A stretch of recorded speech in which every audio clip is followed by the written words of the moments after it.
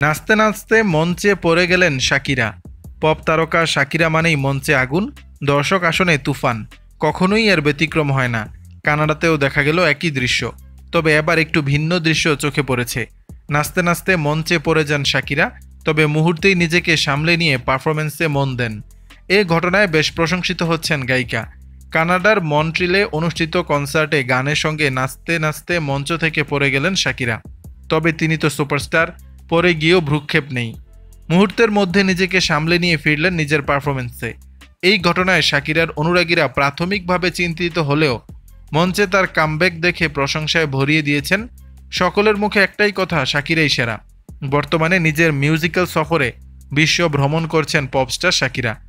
এ সফরের নাম লাস মুহেরেস ইয়ানো লোরান, অর্থাৎ মেয়েরা আর কাঁদবে না। সম্প্রতি কানাডায় সফর সূচিতে রয়েছেন শাকিরা। দর্শকরা ভিড় করছিলেন কানাডার মন্ট্রিলে সেই অনুষ্ঠানে। সেখানে শাকিরা গাইছিলেন নিজের সুপারহিট গান। সেই গানের সঙ্গে সঙ্গে স্টেজে নাচতে নাচতে মাতিয়ে তুলেছিলেন দর্শকদের। তারই মাঝে ঘটে গেল বিপত্তি। নাচতে নাচতে ভারসাম্য হারিয়ে একেবারে ধপাস করে পড়ে গেলেন শাকিরা। দর্শক আসনে তখন হাহুতাশ, কিন্তু পরে গিয়েও শাকিরা এক মুহূর্তের জন্য দেরি করেননি। যেন কিছুই ঘটেনি এমনই এক ভাব নিয়ে উঠে দাঁড়ালেন আর গানে মনোযোগ দিলেন। এই ভিডিও ভাইরাল হতেই প্রশংসার বন্যা নেট দুনিয়ায়। দর্শক, বিষয়টি নিয়ে আপনাদের মতামত জানাবেন নিচের কমেন্ট বক্সে।